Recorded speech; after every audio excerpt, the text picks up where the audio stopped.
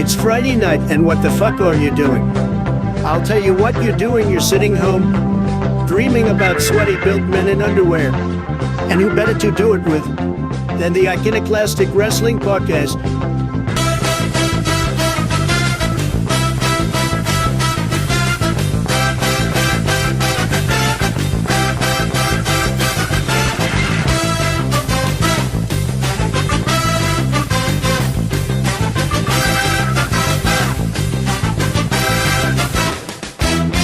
And here's your hosts, Iconoclast and Dick Taco.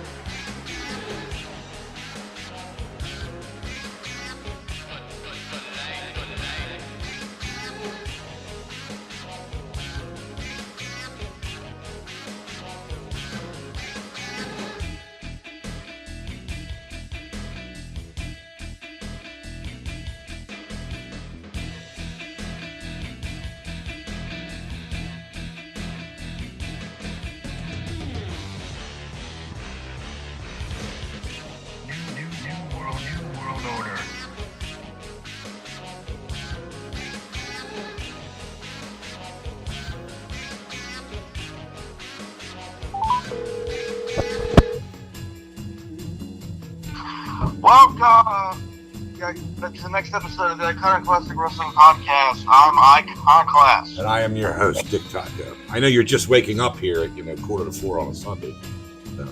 No, I was up earlier. I just went back to sleep. Well, you yelled at me yesterday when I called you to wake you up for the Saudi Championship Wrestling. So. Did you go back and watch any of it, or did you just watch the recaps online or something? I just saw the recaps online. Pumpkin Cena was better than I thought it would be for two old fucks. Please. It was a one giant angle. It was a WCW fuck fest. What does that even mean? How do you even get to say that? You know, a bunch of interference. Yeah, but it keeps the Punk Rollins storyline going, and both of them are gold on the mic. Weapon shots. Yeah, but it wasn't a ridiculous weapon. And can I ask you something? I said it to your oldest cousin last night, or yesterday afternoon, because we were down here watching it. I woke up at 1 a.m. Saturday morning, like all crippled up in the love seat, and I had a migraine. So we didn't have anything in the house other than Excedrin PM. I took 2 Excedrin PM at 1 a.m. I was in a fucking fog until like 9 o'clock last night. So I was just like, I was falling asleep watching Night of Champions. I was just like chilling down here watching it. But I didn't think it was that bad. I mean, as opposed to some of their other ones. These PLEs that we always complain about that only have 4 or 5 matches, you know? Yeah, it had 6. What an improvement. Oh, wow. Stand back. Jump back. I'm watching the, I got the ECW show from 8/28/98 that I went to on. It's so awesome. I know you're so excited about it, even though it's in shit quality. But that's only because of when you're born. This is high quality for somebody born in 1978, like myself. Right now we have the full-blooded Italians. It's Tracy Smothers and Little Guido in the opener. There's the Big Don, Tommy Rich. There's the Big Don. Yeah, who are they wrestling? I don't know. I'm trying to... it's Balls and Axel. Balls Mahoney and Axel Rotten. Axel Rotten's a fucking piece of shit, though. Axel Rotten's the one that started the fucking deathmatch craze down south and gave birth to things like Trainwreck Pro Wrestling and fat cocksucker. I still can't get over... No, he's worse. He's like... It's because of guys like him that guys like Moxley exist. Like Moxley and... Yeah, you know what? We need to come up... You were talking about a Hall of Fame. We need to make, like, the deathmatch... Like, the Garbage Wrestling Hall of Fame. You want to do it? Oh, no. We could find, like, the most... Like, they would have to be, like, overtly deathmatch. Like, for example, Necro Butcher. I mean, what's he done other than deathmatch? Nothing. He didn't win, like, the Saskatchewan Catch-as-Catch-Can Greco-Roman title in the offseason. You know what I'm saying? Like, him, Nick Gage, Moxley, maybe. Moxley's Trent Acid. Who's Trent Acid? He's dead, is what he is. It's fertilizer. He was one of the backside boys or something in CZW. I was going to say, like, it would always CZW people. Oh, God, like John Zandig. Jesus! Did you ever see that meme of the guy going, oh, Jesus! Did you ever see that? No. It's John Zandig from CZW. He's another well-known guy, like him, and he goes way back with that, that fucking sick Nick Mondo. Fucking disgusting people just break light tubes over each other. And they call that wrestling. But you can do that in Fire Pro Wrestling. You can break light tubes. The whole light tube thing's done. See, when everybody started doing the hardcore shit in the late 90s, like ECW was awesome because there was just no rules in any match. And there would be a stipulation that the falls would count anywhere. You had to pin the guy in the ring. But they never had any rules. That's why I like, Van Dam threw the chair up and did the sidekick with the Van Daminator and the Van Terminator and whatever else they called it. All right. So then why was that better than CZW?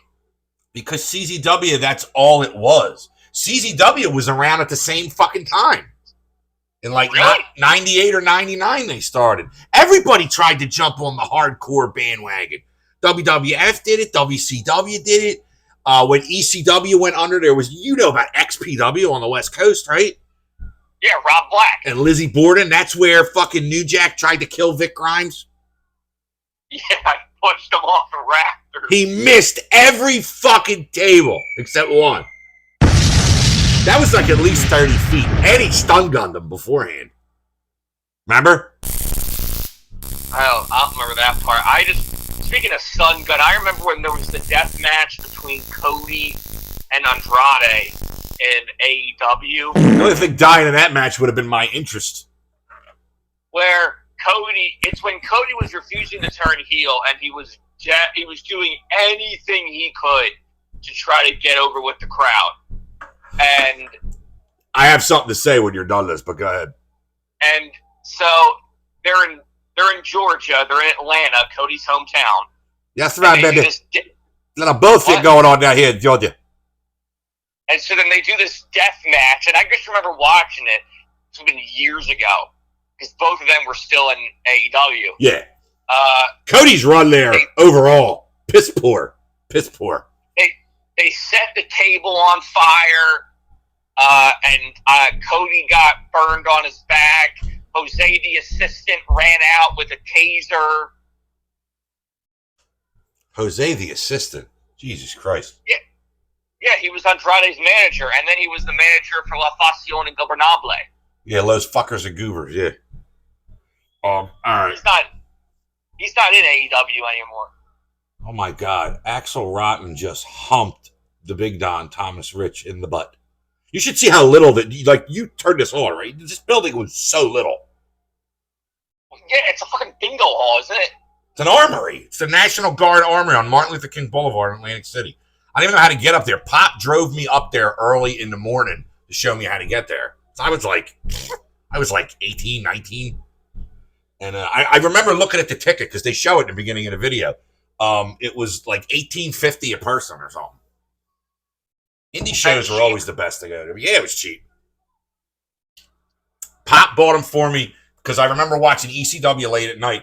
They were selling them at this sporting goods store in Absecon because Joey Styles mispronounced it and called it Absagon. Of course he fucking did. Well, he's from New York, Joey.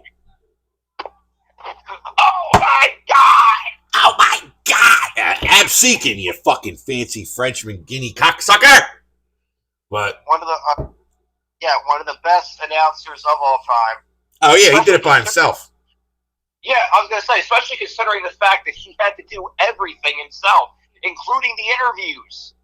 You know who I liked? If you want to look him up, he was in the AWA and he came to the WWF. Like everybody came to the WWF by like 88. Like all the announcers and everybody. Like Ken Resnick from the AWA was doing the backstage shit. But this one guy had a really cool voice. Rod Trongard. He did the AWA from like the early 80s up until he went to the WWF, and he did like, I don't know if he did Maple Leaf Wrestling or something, or what the fuck. Oh, speaking of that.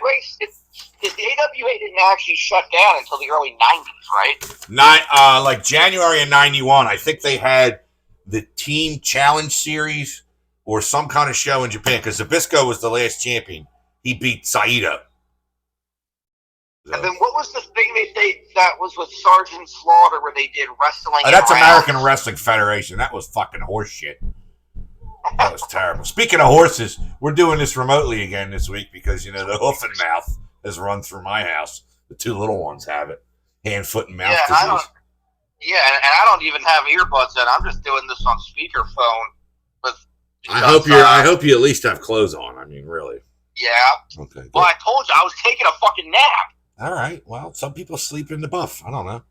Anyway, speaking of, I said something about Maple Leaf Wrestling. We're gonna be Couch boy.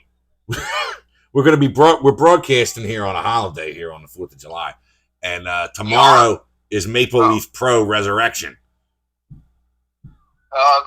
And you're doing that in 2K25. You were telling me last night. Yeah, I'm gonna put that on. That's gonna be on 1 hour before the actual show. I think it's gonna be on at like 2 or 3, and the week after that, we're doing All In Texas and Saturday night's main event.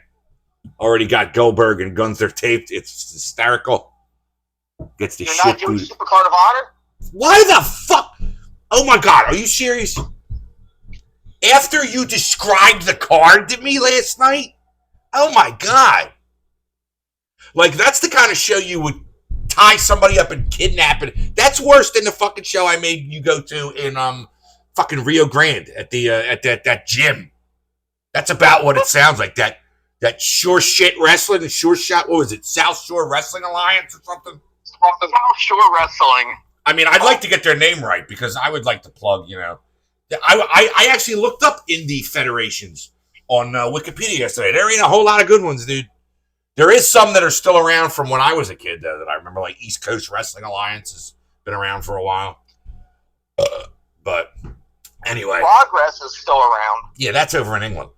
But yeah, we're doing MLP Resurrection, then All In Texas and Saturday night's main event, all with WWE 2K25.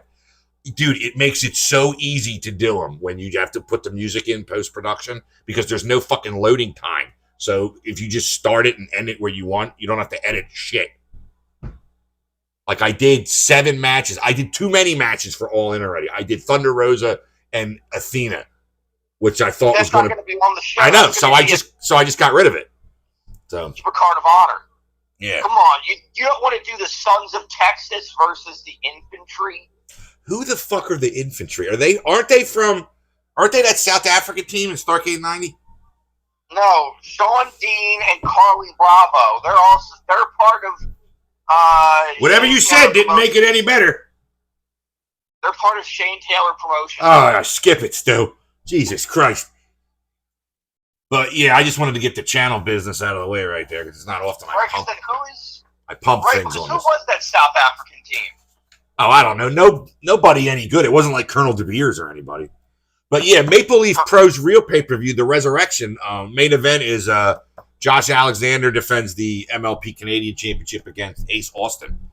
I wonder if Don Callis is going to be... Is Don going to be there with Josh?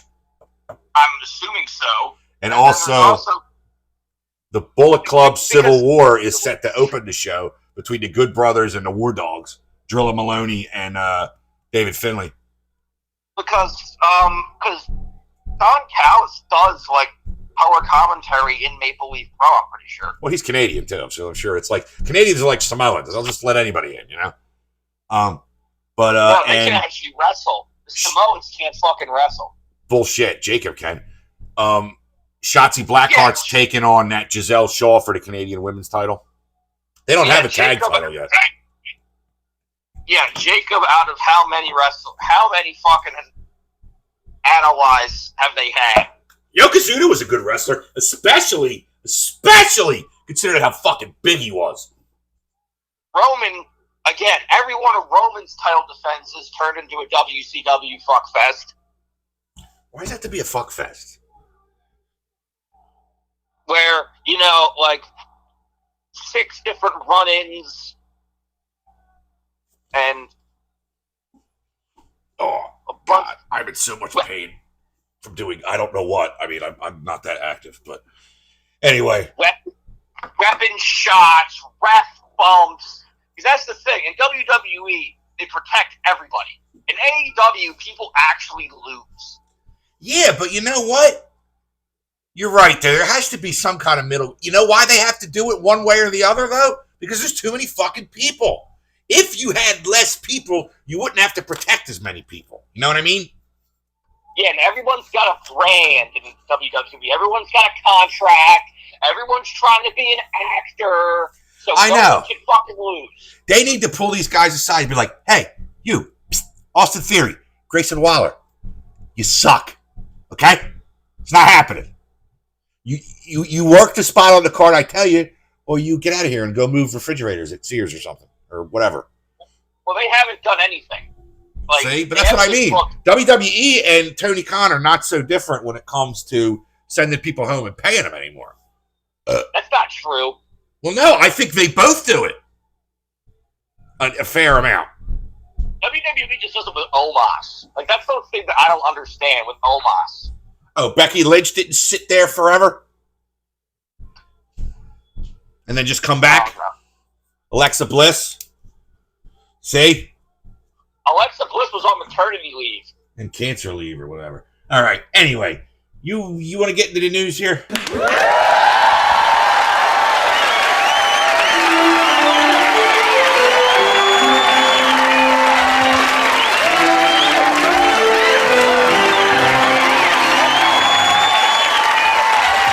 You weren't doing the news? No, well, I don't know. Who the hell knows with how much we go all over the place? Let's do the AEW stuff first. This I got to talk about because I sent this to you. I sent this to Kevin. I sent this to Phil.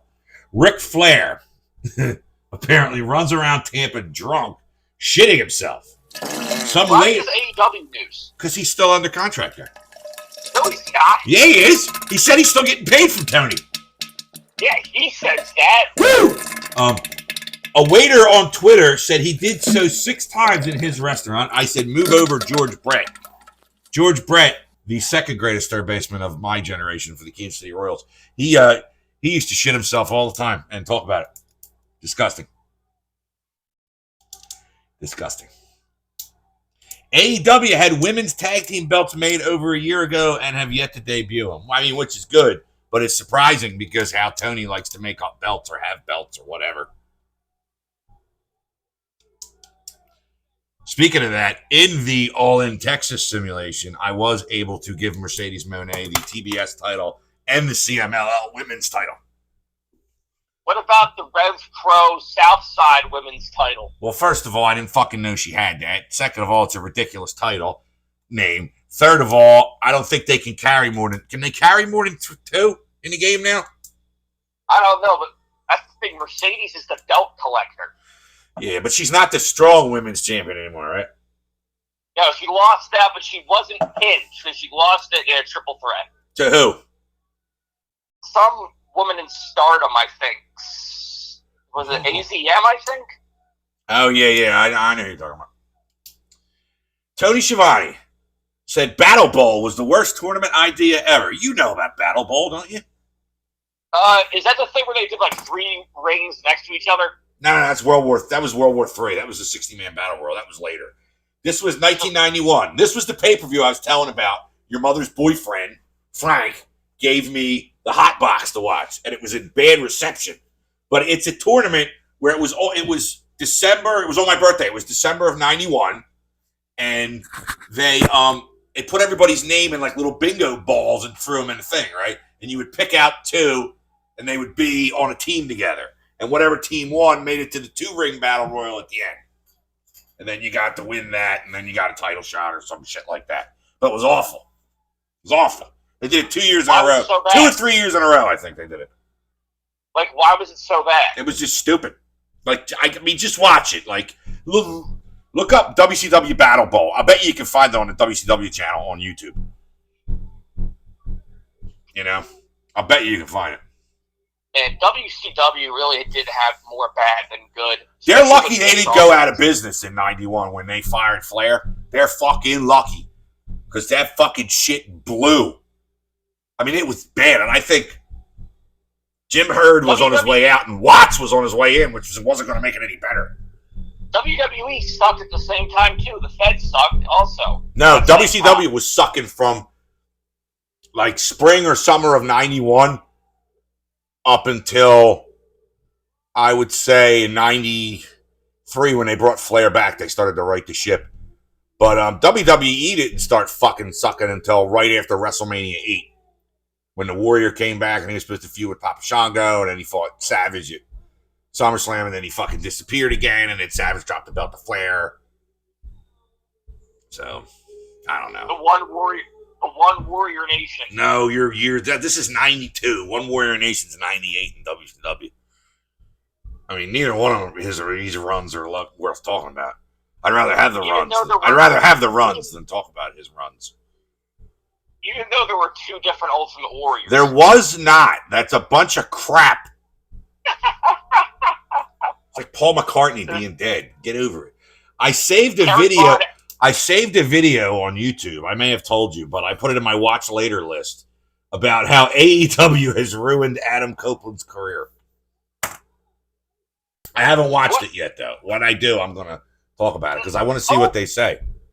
He ruined his own career. He just sucks. Yes, he does.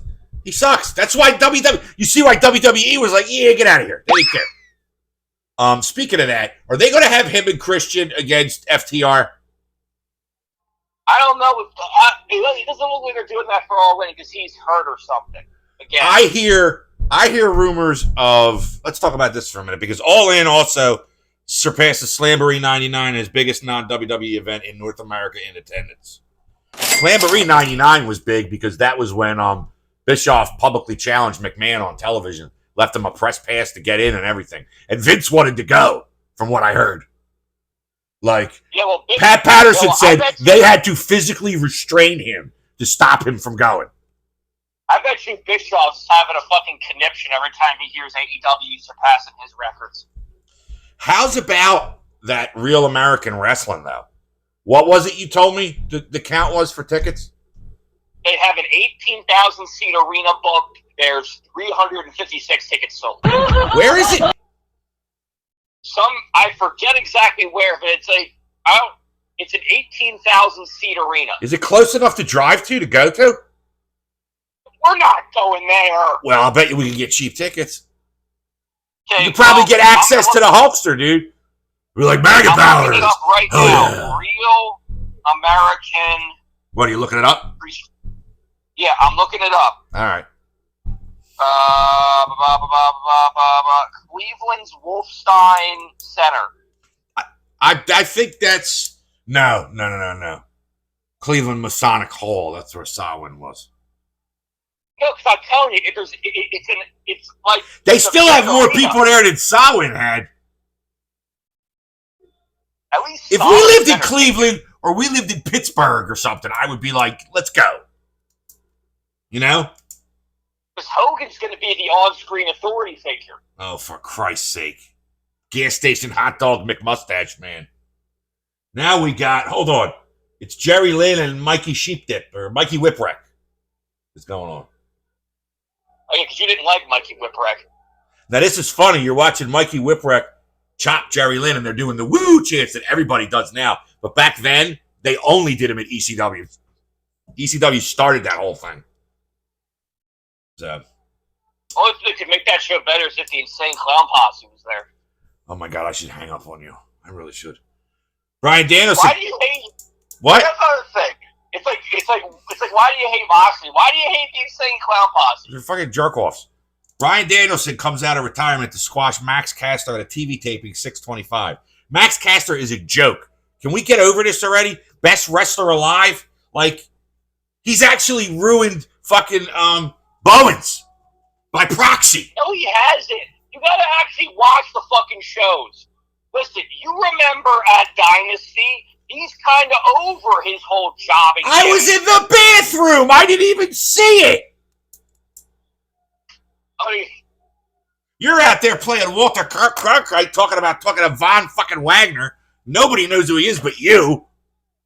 I was trying to, because I told this story. I've told the story twice on the show. I was trying to It is a gem of a story, though.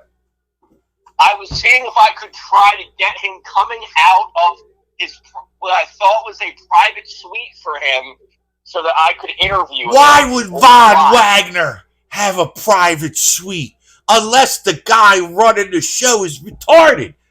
But now that I say that out loud, you may have had a sound theory there.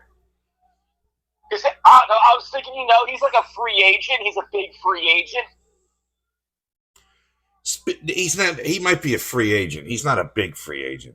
Well, now he actually has done some matches in Ring of Honor recently. Yeah, I know. That doesn't mean anything. That means he needs $50.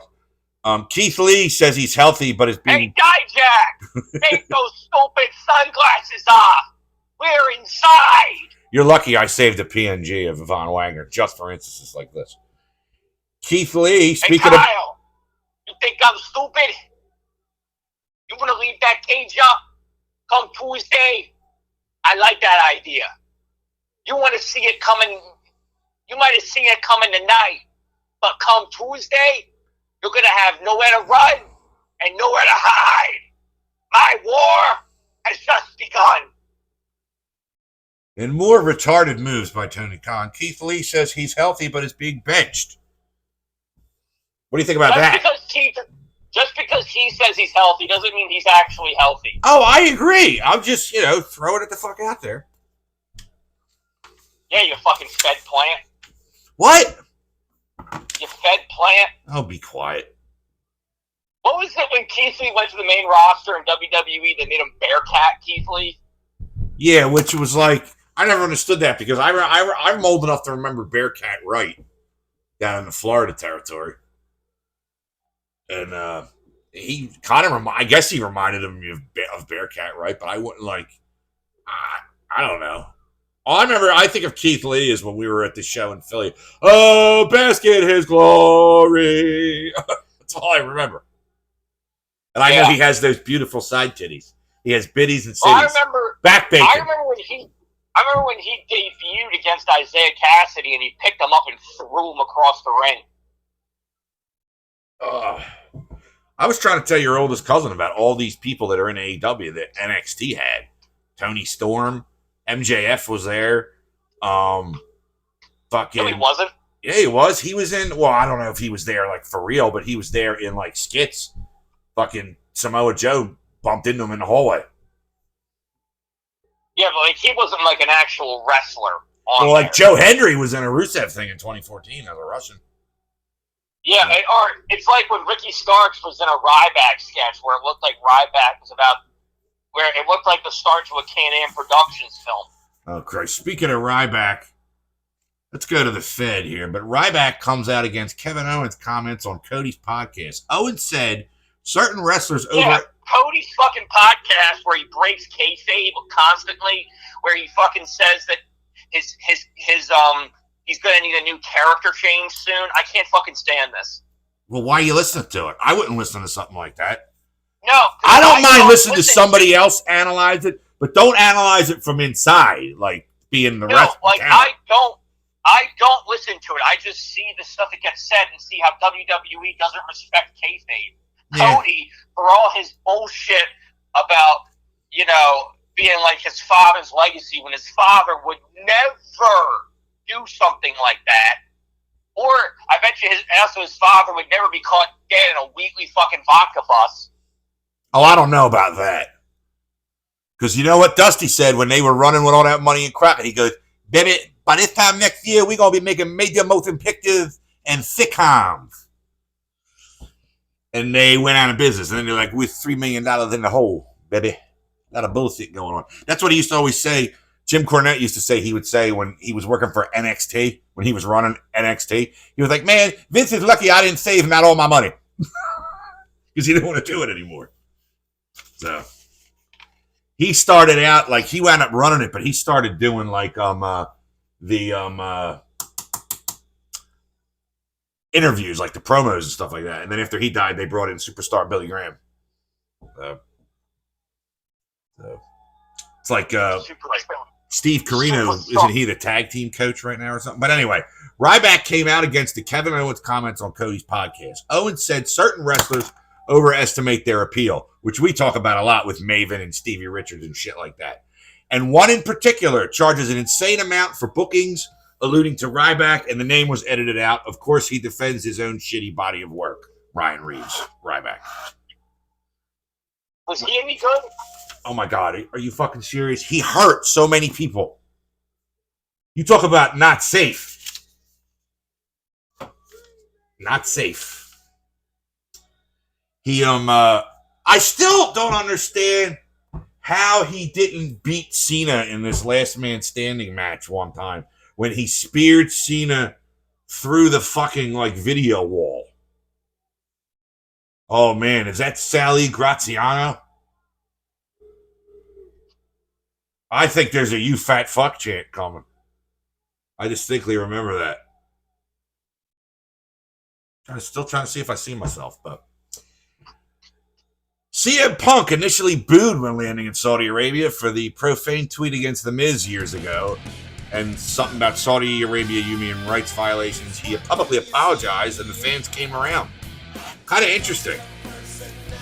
I know you don't. I am Punk exhausted. I don't want to fucking talk about him anymore. I would be happy if I never had to hear about that motherfucker again. Okay. CM Punk says Slim Jim table John Cena put him through on 620 SmackDown hurt 10 times worse than a normal table. Sorry. Well, yeah, you're realizing how fucking far you've fallen, huh, old man? Intercontinental title match was off at Night of Champions because Dominic Mysterio is injured. Paul Heyman, now referred to as the Oracle. I don't want to hear positive shit about it. He's a fucking... I'm reading this stuff about how awful Paul Heyman's always been. Oh, sure he is. He's a businessman. Like in ECW, how he never paid guys, and... Dude, Dreamer was going to kill him. He was going to murder him at WrestleMania 17. Yeah, and you didn't know that story until I told you. I know, but it's quite a story. Oh my God, this is Sally Graziano versus fucking Spike Dudley. Oh my God. He has chunks in his stool bigger than Spike Dudley. I think Spike wins, though. I'm pretty sure Spike wins this. But I had this from before the show actually went on yesterday. Decision needed to be made to cancel, move, or postpone Night of Champions due to the Iran-Israel conflict. The Saudi dates are locked into talent's contracts, and they no longer receive bonuses for going over there. All hail the Saudi overlords of WWE. Yeah, Punk going there to beg their forgiveness. Dude, the Saudis just buy... Well, you know what? They get $50 billion every time they go over there, dude. That's why they go over there more and more now. I don't like that the Rumble's going to be there, though. Well, Brandon Thurston made a thing on... He made a tweet saying that as of yesterday, WWE has made more money from going to Saudi, from those payments from the Saudi government, than ticket sales from every single WrestleMania combined, adjusted for inflation. Oh, absolutely. I would totally believe it. Karrion Kross, per reports, doesn't like to take bumps, which is why he doesn't get a push. But he finally got on the show, even though he lost. What was it, WrestleMania 2, where they did it in 3 different cities simultaneously? Yeah. Yes, it is. Yes, that was. That's I told you, I had that on a VHS with Starrcade 90 for years. It was like the shittiest fucking VHS you could have. Come on, with that and the Tag Team Tournament of the Universe? I don't know which one's worse. Team Mexico, Team United Kingdom, Team Japan, Team Russia, Team United States. Oh, anyway. Jimmy Uso. The Black fucking Scorpion, where they bring in, what the fuck's the referee's name? Dick the Bruiser. Popeye. Yeah, Yeah, Dick the Bruiser. He's like 90 fucking years old. He's trying to like do the slow count. He's like putting his hand under his shoulder like we're wrestling for college here. Yeah.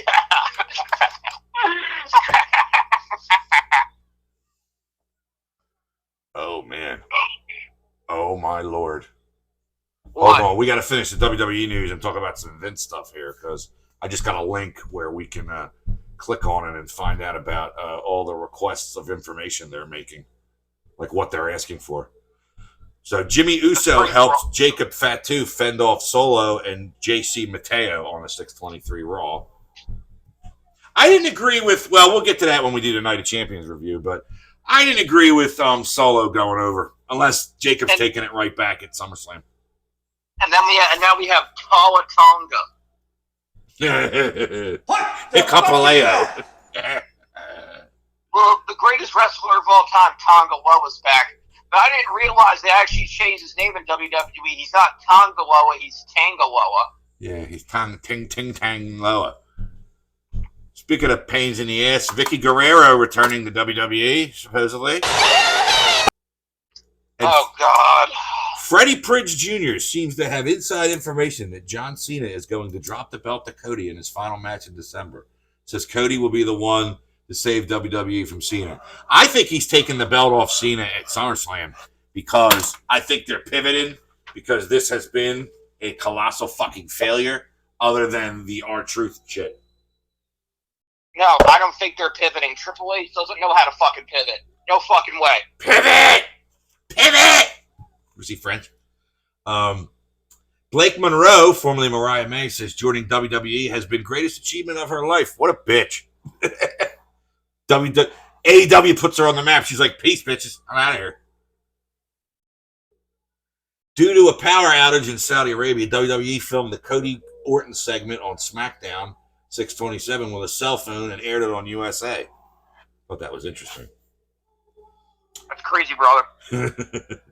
Former WWE star Shotzi signs with Major League Wrestling. Mia Yamashita kept off of a recent GCW card in Missouri due to not having a Social Security number. She had wrestled in Missouri several times before. Okay, hang on here. Back on the ECW 8/28/98 show, it's Masato Tanaka against Hodido. Oh, against John Cronus. Forgot about this match. Cronus? Of the Gangstanators? Yeah, of the Eliminators too with Saturn, but Saturn was in WCW by now. Matt Hardy said if he and Jeff Hardy fail to defeat the Nemeth brothers in a ladder match for the tag belts in TNA, that it may be time to call it a career. I got news for you, Matthew. Please! It was a while ago. It was time to call it a career. Do you remember when they wrestled the Young Bucks in AEW? Oh, God. Oh, that was awful. All right. Now, I want to get into some Vince stuff here because I just read some stuff, and like I said, I just received a link. So I'm going to have to go to that. It's from Brandon Thurston again, too. Grant's requesting a plethora of documents of communication between January 1st, 2019 through January 30th, 2025. So he kept fucking bothering her a year after the fucking suit. I mean, like, he's crazy. He's got an illness. He said, come back to me while you're in the toilet.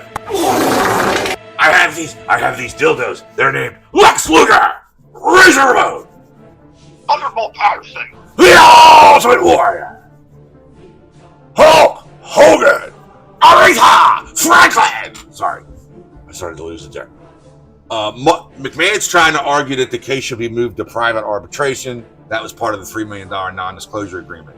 But she claims the clause is not enforceable, and he didn't fucking pay her. Let's be honest here. If he paid her and she turned him in, we might not be hearing about this shit right now. You know what I mean? Yeah, brother. Yeah, brother. I wonder where Hogan fits into this. Hold on, where's this fucking link at? Speaking of that, the FTR attacked the Outrunners. FTR attacked the Outrunners? Oh, wait a minute. They're not going to do that, are they? They're not going to do that. Do what? FTR and the Outrunners? That could be a good match. All right, here's post-wrestling. court allowed Grant to file a motion requesting discovery specifically related to the issue of whether the defendants would be allowed to move the case into arbitration, private process to dispute, blah, blah, blah. In January 2024, Grant alleged that McMahon sexually abused and trafficked her while she was employed by WWE, and that the company enabled and concealed this misconduct. Grant's legal team is requesting a broad range of internal WWE and McMahon communications, including board materials, NDA drafts, and documents already reviewed by federal investigators to challenge the enforceability of the arbitration clause. Such evidence could support Grant's argument that she was under duress and that the NDA should not be enforced. Huh. Let's see. That's crazy, brother. Let me see. That's really that good. I wanted to read the thing. I was trying to tell. I told your oldest cousin about. When we did the show, last year when we broke the story about when we had Vince read the one text in a promo. That was fucking hysterical. You need your panties ripped off! But let's get to the Night of Champions review, and then we'll get the hell out of here. Didn't we already talk about it? No, we didn't talk about all the matches. All right. Give me a second here. Night of Champions I never liked as a pay-per-view anyway. They used to not have titles on the line. It was like champions versus champion, like SmackDown versus Raw. From the Kingdom Arena in Riyadh, Saudi Arabia, June 28th, 2025. Night of Champions. A lot of people there. It is a stunning venue, but it's where it is the problem. So let's see. Certain canceled matches, like Dominic Mysterio was injured. We said there'd be no Intercontinental Championship. And also Liv Morgan and Io Sky, their match was also canceled because Morgan suffered a legitimate dislocated shoulder. All right, preliminary matches. Let's do it here. Wade Barrett and Michael Cole on commentary. Charles Robinson, still a referee after all these fucking years. Little Nate. Did you ever see those WCW vignettes? No, why? With Little Nate? You don't know. You see, you missed 1999 WCW when Flair's in the fucking mental institution. And he's in his boxers and a robe, calling from the payphone, because he's the president of WCW. I'm gonna ace British comedy at its finest. But all right, anyway, let's get to the card here. Cody Rhodes defeated Randy Orton by pinfall in 1945 in a hell of an opener, I have to say. So Cody looked like, I believe we're going to get a heel turn out of Cody at some point. He's not turning heel. I hope not, because he's not very good at it. Rhea Ripley defeated Raquel Rodriguez by pinfall. I think very good match because they're about the same size. Or like Raquel's almost as big as Rhea, and she was hitting her in the stomach with the fucking bamboo the kendo stick. And can I ask you, when I need to ask you something. When they go under the ring and they pull out a table or a chair, I get it. But why is a fucking kendo stick under there? Choosing now of all times to ask this after decades of wrestling. I mean, like, for real. I mean, even the light tubes would make sense, especially if you're in, like, a shitty thing like this armory here. I can remember sitting in there. It's amazing. Such a hot crowd, too.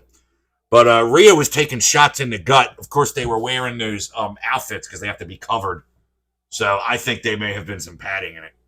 Hopefully, for her sake. Sami Zayn defeated Karrion Kross with Scarlett by pinfall at 13:35. Yeah, Karrion Kross, we never put him on a pay-per-view before. Let's put him on and let's beat him. Why? Why even do it to him? What does Sami Zayn have to gain, the homeless Vietnam veteran? Well, what does he have to gain from it? I mean, Christ, he wins the Intercontinental title for the 4th time, and they make a whole fucking movie out of it. Remember that? Yeah, that was weird. I know, it's like, hey, you won it, I did it. I'm like, yeah, you did it for the 4th fucking time. All right, good. Why am I excited? I'm not. So why? Solo Sikoa takes the U.S. title from Jacob Fatu. Solo, don't look at his ass, Sikoa. Takes the U.S. title from Jacob Fatu with a lot of help from Tongaloa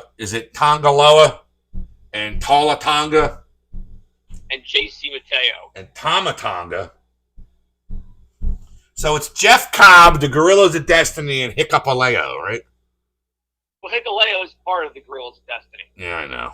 He is a big fucking dude, though, but he doesn't look like he knows what he's doing. So I'll have yet to see that.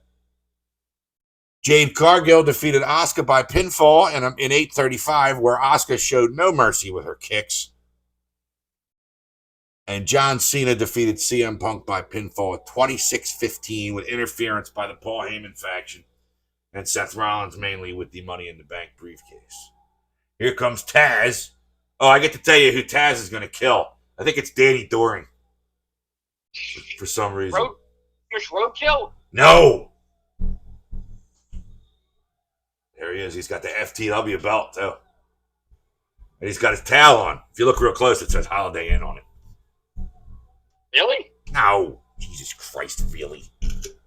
But, yeah, this weekend is MLP, like Resurrection, like I said. So, I'm actually pulling for that promotion, you know what I mean? There needs to be more good indies that you can follow, right? I mean, I don't want to follow WWE or AEW, and that's it. But I'll tell you how far the NWA title has fallen to be on this fucking show. Going to be Friday or Saturday in Colisée de Laval, Quebec on Triller TV. 6-man match, Frankie the Mobster, Marco Estrada, and Zach Patterson versus El Reverso, Mathis Meyer, and Mo Jabari. Do you know any of those fucking people? No. All right. Stu Grayson from the Dork Order is going to take on Sheldon Jean on the actual show. And then, like I said, the Bullet Club Civil War, it's going to be the Good Brothers, Anderson and Gallows, against Bullet Club War Dogs, Dave Finlay and Drilla Maloney. Tom Latimer defends the NWA World's Heavyweight Championship against Matt fucking Cardona. Oh, radio. When's he going to go away? He's like crabs. Like, if you don't have the right medicine, you're never going to get rid of him fully. That was the best he ever was. Now he's got that action figure podcast. Fucking jerk off. Giselle Shaw defends the MLP Women's Canadian title against Shotzi Blackheart. Talked about that. The main title of this MLP is the PWA Champions Grail, held by Rohan Raja, who we were talking about yesterday, used to be in NXT. He's going to defend against Hammerstone, who, thank God, left TNA because they didn't know. I mean, you talk about dropping the ball. Remember that? How much we liked him in MLW, his feud with Jacob Fatu? And then when they got him, we were like, oh. What? He's back in MLW. Oh, I know, but I'm just saying, like, he went to TNA and they were booking him on the pre-show, remember? Yeah. We were like, what the fuck? Like, talk about dropping the ball. International heavyweight title, which has no, it's not linked to any company now since PCO's ran at that GCW show. PCO defends it against Dan Maff with Jimmy Jacobs in his corner. And finally, looks like the main event's going to be for the Maple Leaf Pro Canadian title. Josh Alexander versus Ace Austin. I believe Don Callis will be there.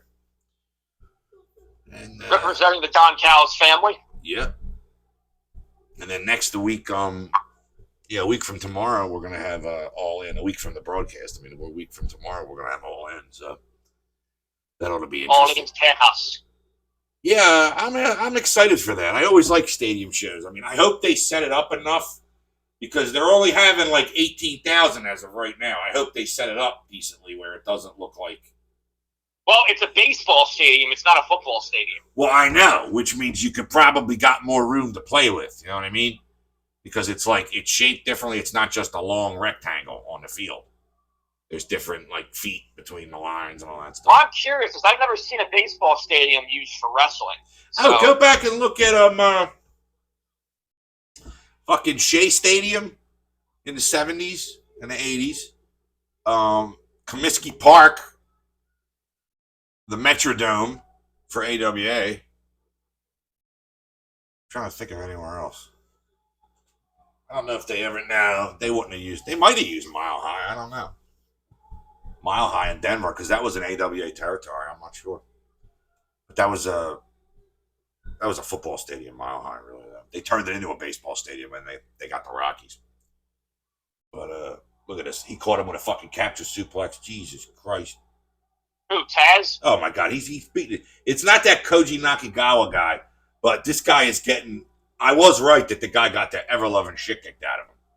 I mean, he just grabbed him with a head and arm plex, like where you grab that leg and put it over your shoulder. Oh. He's fucking this guy up. But, oh, radio, tell me everything you know. Here we go again. Salto. Oh, he fucking launched him again! Jesus Christ. Taz doesn't... This is before you look like a fucking Oompa Loompa. Alright, we're going off the rails here. Yeah, alright. What? Signing off! Good night, everybody. Get your hand off my penis! New world order.